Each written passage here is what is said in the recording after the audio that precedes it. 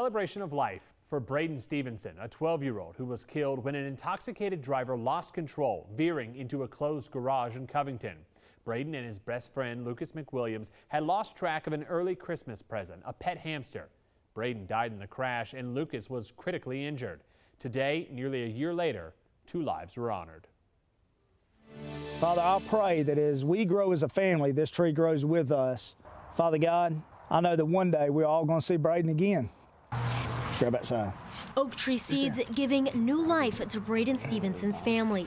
His father, Cory, says a year ago, just after losing his 12-year-old son, his youth group gave it to them. And since then, they were in search of a new home, a new normal.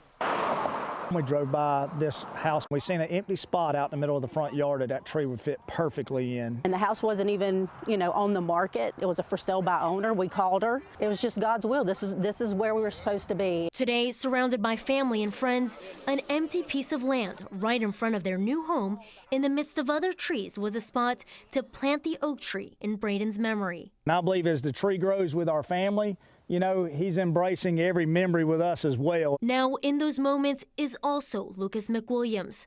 The 13-year-old ended his life last month. He spent nearly a year in and out of hospitals after being critically injured in the crash that killed his best friend. He had a year's journey of getting his health back and his legs back functioning, and we know within that same week that Lucas took his life.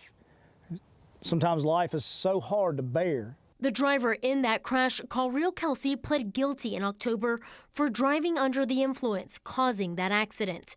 He was sentenced to 30 years with the first 15 to be spent in prison. That day, Braden's father, Cory, offered Kelsey forgiveness. My last words to him, I hope that he can be a father to his son and to live as a man of God, and for this to change his life, not to ruin his life. 3 lives forever changed. Cory's family now left to nurture the soil around the tree in front of a bench to watch it grow in Braden's name. I believe it's a tree of life, and I believe that for Braden, we all know that this life, we're not guaranteed one moment.